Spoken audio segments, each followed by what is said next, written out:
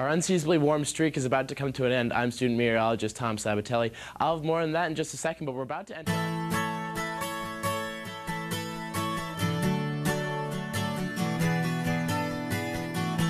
My favorite part about Campus Weather Service is just getting the experience. It's like, you know, a kid playing with toys or, you know, playing with G.I. Joes or something like that. You know, you get the nitty-gritty, deep-down, hands-on experience, and you get to play. It's like playing, basically, because you get to have fun with it.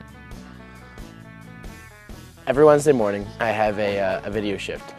We go in every morning and we write up a little bit of a forecast. We don't go in too much in depth to it because the main purpose is to brush up on our on-camera TV skills. You know, you brush up on all your skills, you learn to enunciate those words, you learn to ad-lib because there's no script, which makes it, you know, you're pretty vulnerable without a script. You have to ad-lib and you have to make some off-the-cuff remarks, so you have to be pretty creative with that, and you have to learn to think off the top of your head without reading off a teleprompter or anything like that. So it's pretty tough, but you get used to it. You get into a groove. It's tough when you're new like I am, but when you get into it, you can get really seasoned at it. Thunderstorms, but behind the front in the Dakotas, actually, we're experiencing some heavy snow out there. None of that snow will be making it towards us, but pretty interesting to see some heavy snow up in the Dakotas in early October, and also the rain associated with Tammy.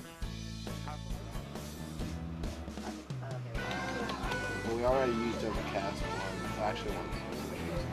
The main flagship of Campus Weather Service is mainly its radio department. Basically, we come in, we split up into teams. One team does the forecast, and then they write up the weather discussion. The other team splits up and does forecasts for each of the 8 zones. We have 8 zones in Pennsylvania.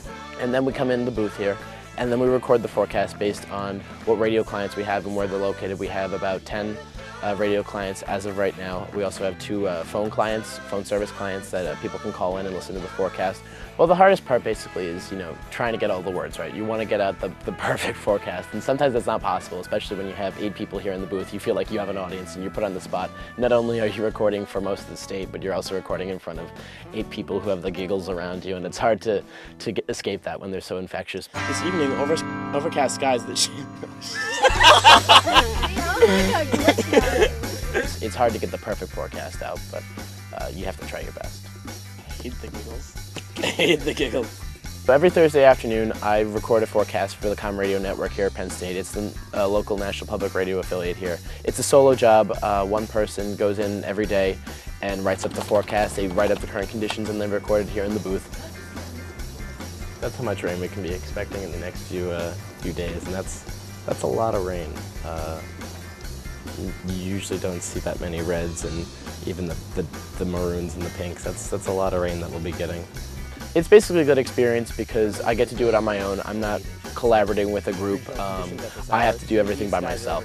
It's a little tricky. You like to write as much as you can, and then you have to try to stuff it into 1 minute and 30 seconds, but sometimes it doesn't come out that way, and I have to scribble out all the words and make sure that it stays within that time limit because they're pretty strict about that. And then it's also hard to get out 1 minute and 30 seconds worth of forecast without messing up, and you know, you stumble over a word and it ruins your momentum, and you want to get out the best possible forecast without stumbling, so you know, you can get a minute into the forecast and mess up a word and say, oh man, I gotta start over again. The center region has been spoiled recently with unseasonably pleasant, yeah, it's so easy to mess up.